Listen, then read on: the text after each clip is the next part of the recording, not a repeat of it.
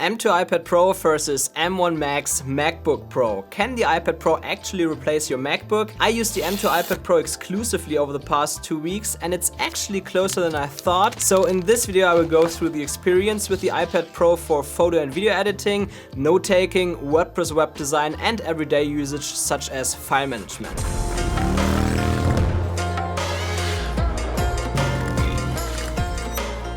First up, let's talk about everyday usage. When it comes to organizing files and browsing the web, both the iPad Pro and MacBook Pro work great. I haven't noticed any significant differences between the two, except for the fact that you can use the Apple Pencil for these tasks. What is actually a great experience, especially if you sit on the sofa in the evening, because then it's so close to you, you don't have to use the keyboard. And that's also what lets the iPad shine when it comes to signing documents and studying. Like I'm studying Thai language right now online, and we recently had that the teacher sent me some photos of papers that I should work on, and instead of printing them out I could just write on them directly.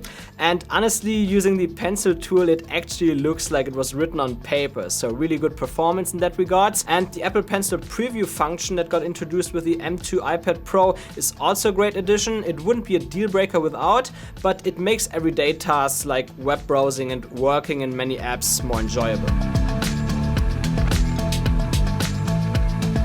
Moving on to note-taking, I've been using Craft Docs to plan my videos, products like my DaVinci Resolve course, and to take personal notes, and it works really well on the iPad Pro. Now, I don't do handwriting, which is also not available in Craft Docs, so it's a more MacBook-like experience overall when I write notes on the iPad Pro, but even without the Apple Pencil, note-taking on the iPad Pro is just a joy. To me, it feels like iPads are just made for that. I also use multitasking a bit when I work in Craft Docs, for example for writing scripts out of an outline and making shot lists, and that also works really nice. This screen real estate that you get on the 12.9-inch iPad Pro is definitely big enough for that, and I like how the dual screen mode works, because you can actually just drag a page onto the side of the screen and it opens in a second window, and that's more complicated on MacBooks. There you always have to open a second app and then get into dual screen mode. That's so on the iPad Pro that's better. And what makes the experience even better is all the beautiful animations on the iPad.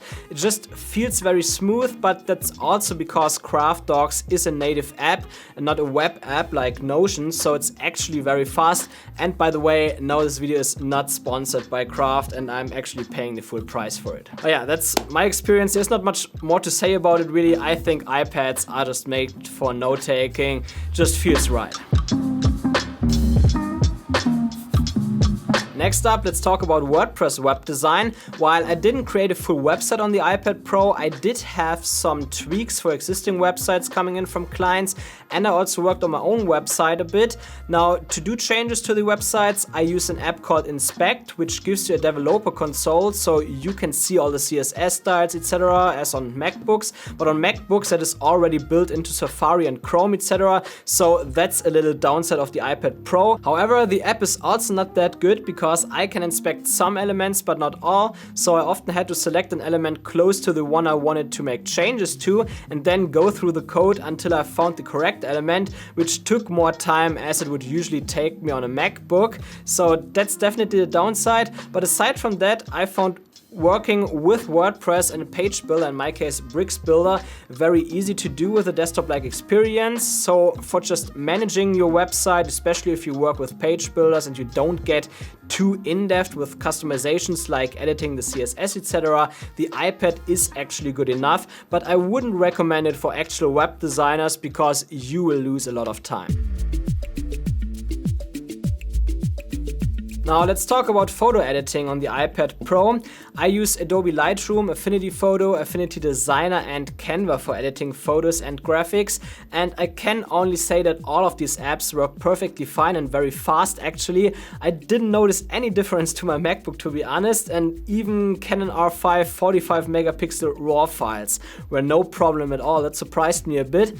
and I even developed a time-lapse with the iPad Pro. I think that was more than 400 photos, and that was also no problem at all. I didn't measure the time because I usually watch YouTube videos or do some other stuff while exporting a time-lapse, and it was like always the moment I remembered again that I was exporting the time-lapse, it was already finished, so even huge batches of photos are not an issue at all. And I actually prefer editing on the iPad Pro, which is again because of the Apple Pencil. It's just overall a better experience, especially if you work with masks. If you use the brush mask especially, then that's a really nice one in Lightroom. And that's why if you mainly do photo editing, you might actually want to look into the iPad Pro. The external monitor support of the iPad Pro is much better than it was before because it uses the full screen now, but it's still not great because many apps such as DaVinci Resolve don't utilize the full space, so you often only get an upscaled version which doesn't give you any benefit at all, and that's why I actually didn't use the iPad Pro much connected to my screen. I use it more as a mobile device and let my screen sit for a while just to test the iPad. However, I'm sure that it will improve over time, and maybe in 1 or 2 years it could actually act as a desktop computer, but for now it's not quite there yet.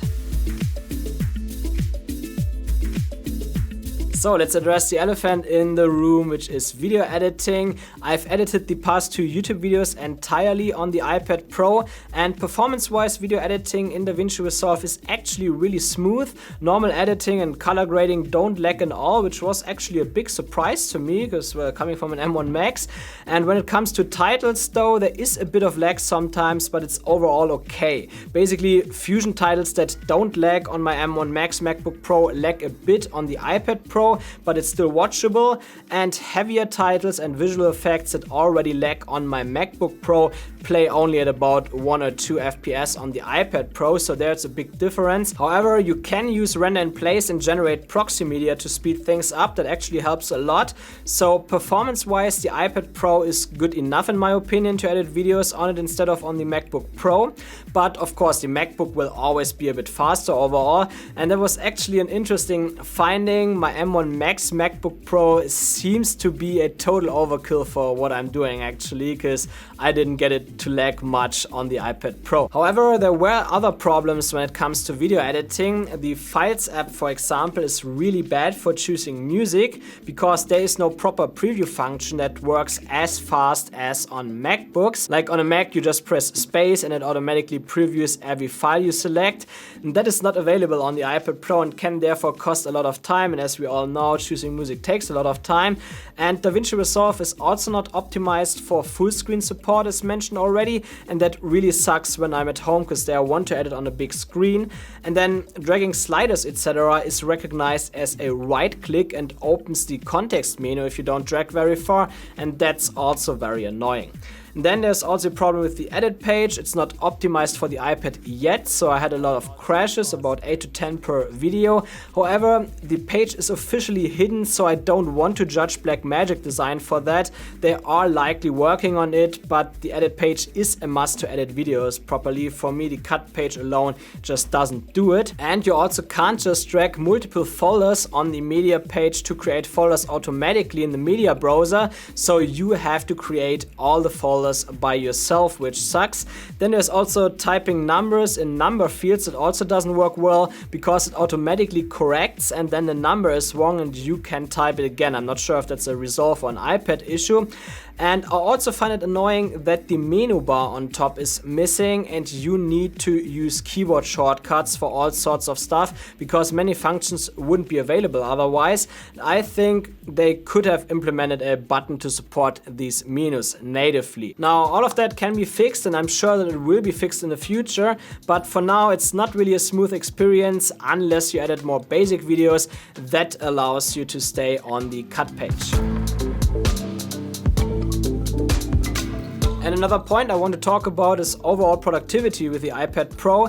iPads are often seen as productivity tools, and I agree with that, because overall when we're taking the issues with file management, DaVinci Resolve, etc. out of the equation, let's say they get fixed soon, then I would actually say that the iPad makes me overall more productive. And that's because the iPad OS system is designed to do less multitasking. You know, like on the MacBooks, there's always a Safari task open or something else, and that means that you're only a click or a swipe away from getting distracted. And on the iPad Pro, on the other hand, you do less multitasking, so you're a bit more intentional with your windows, and everything is also more streamlined, so it feels easier to focus on just one thing. Now, I have ADHD, so maybe that's just me, but maybe you feel the same. If you already use an iPad Pro, let me know in the comments how you feel about that. But I can only say that if the issues that I mentioned during this video are solved, the iPad would actually be a device that makes me more productive, and I would prefer working with it over the MacBook Pro. So, can the M2 iPad Pro replace your MacBook? Well, it strongly depends on how you will use the iPad Pro.